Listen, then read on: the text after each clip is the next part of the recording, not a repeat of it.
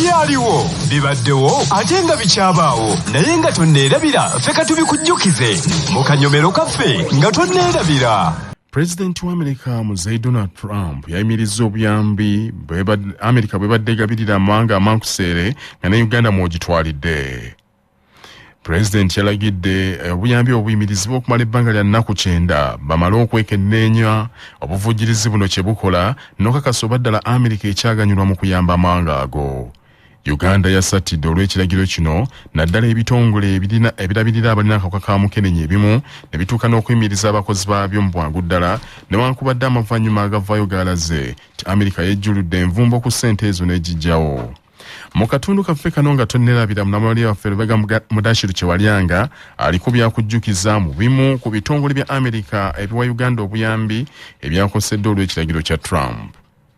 Nga President wa America ow'omulundi ogwanamu omusanvu yakayingira office, Donald Trump aliko amateeka ge yataddeko emikono gateekeddwa okusayininga nga teyeebuzizza ku muntu executive order mwe muli n'etteeka eryayimirizza obuvujjirizi mu mawanga ga Africa gonna obubadde buyita mu kitongole ky'ebyobulamu eky'ensi yonna World Health Organization n'ebitongole bya America ebirala. The World Health Organization has become nothing more than a corrupt globalist scam paid for by the United States but owned and controlled by China. Omukugu mu kutunuulira ensonga z'ebyobufuzi n'ez'amawanga amalala Dr. Sam Kaziwe agamba kyandibanga America eyagala amawanga ga Africa gongera okugivunnamira. Kirimu obutuufu bwakyo naye America ate ejja kuyita emabega nti ensimbi zennyini zebadde ziyisa World Health Organization kati eziyise n'obutereevu egambe bw'otakola kino zino ensimbi tezijja kyebadde tesobola kukola butereevu ku nsimbi zaayo ate zeyisa World Health Organization. Ebitongole bya America ebifuna ku nsimbi zino mwe muli ekitongole kya United States Agency for International Development USAID, PEPFAR, Center for Disease Control and Prevention CDC n'ebitongole ebirala. Ebitongole ebisinga okuleeta obuvujjirizi wano mu Uganda kwe kuli ekya Global Fund ne USAID.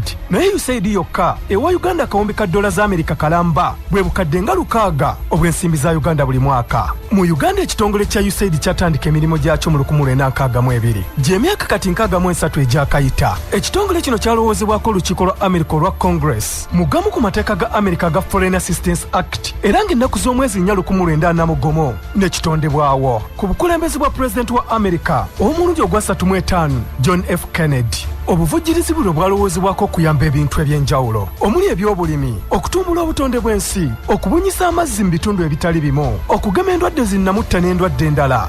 Mu mbalira ya 2024-2025 gavumenti ebyobulamu yabiteekamu triliyoni 1 n'okusoba. Kyokka minisita w'ebyobulamu ku ludda oluvuganya gavumenti Timothy Watuwa agamba nti ensimbi zino zikyali ntono nnyo. Bwe baatula mu Abuja bagamba nti amawanga gaffe gano agakyakulaakulana gandibadde gasaasaanya ebitundu 15 naye Uganda tusaasaanya ebitundu 7. Twandivudde ku 7 ne tudda ku bitundu 10 walungi naye wajja kuba na kinene kikikola mu kutereeza eddibu Omwamerika byaleese. Mu nga tonneerabira tutunuulidde obuvujjirizi obwayimiriziddwa nakiki ekitegeeza eri bannayuganda eri ebyobulamu naddala abantu 1.5 abawangala n'akawuka akaleeta mukenenya. Mu kwogerako n'omutesitesi omukulu mu minisitule y'ebyobulamu Dr. Kanziira Diana Atwine atubuulidde nti mu nnaku ezo 9 Amerika zeyayimirizzaamu obuvujjirizi nga gavumenti baakwekwatakwata balabe kye bazzaako embeera eno obutakosa bannayuganda.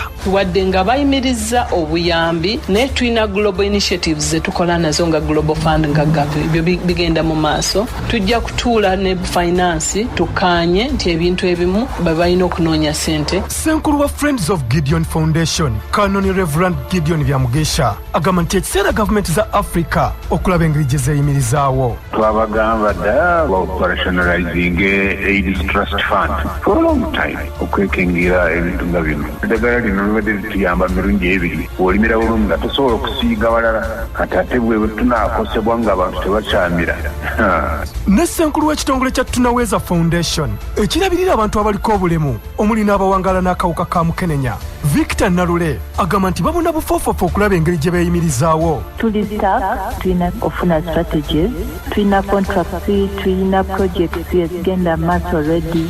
Mu kwogerako n'akuli entambuza y'emirimu mu kitongole kya SEHAD nga nakyo kirabirira abantu abawangala n'obulwadde buno Jovia Birungi Mirembe agamba nti bolekedde akaseera mu bulamu ke batalabangako. Tukimanyi bulungi nnyo nti omuntu alina akawuka ka mukenenya bw'amira eddagala bulungi tasiiga munne. Ekitegeeza nti bwe nolaba ennamba z'abantu abalina akawuka nga zeeyongera. Buli omu kati awaali agenda kaaba kubanga either gwe aba alina akawuka oba mukwano gwo oba muzaddewo. America ebadde etuwa ne ssente ezigemesa abaana. Akulira ekitongole kya National Forum of People Living with HIV AIDS Networks in Uganda nga kye kigatta ebibiina byonna ebirabirira abantu abawangaala ne Mukenenya. Kyomukama Flavia atubulidde ku CBS nti amalwaliro agamu agaateekebwawo okubayamba ku by'obujjanjabi gatandise n'okuggalawo. Bayita abantu bano n'eddagala kubanga bagenda kusalawo kuba abasitaafu tebalina misaala. Kuleka Sasso yeegambye ejja kusigala ng'ekola kuba yatandikira ku musingi gwa Bwanakyewa. Amerika nabo bakooye emyaka 3 batuwa ssente. Kyankunzire Laura Angel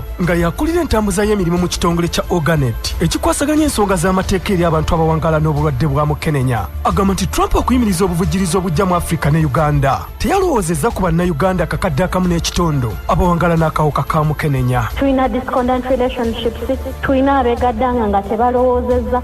Supplies ezo zonna zigenda kuba nga tezikyaliwo oba nga zikenderedde ddala oba nga n'okugula tugenda kuddayo ate mu kugula eddagala. Nange kenyini sisuubira nti nsobola digula buli lunaku. Olaba n'endwadde eza bulijjo zitulemerera kati ate akawuka kolina okuwa eddagala buli lunaku okumala obulamu bwo bwonna. Ekibuuzo, bannaffe abawangaalira ku ddagala lye balina okumira buli lunaku balina libamazaako ennaku 9? Ye ate bannaffe bwe baba tebalirina sikeeka baatekoowulira. Nze Lubega Mudashiri Kiwayang ne munnange Julius Mulemi ku lwa CBS FM.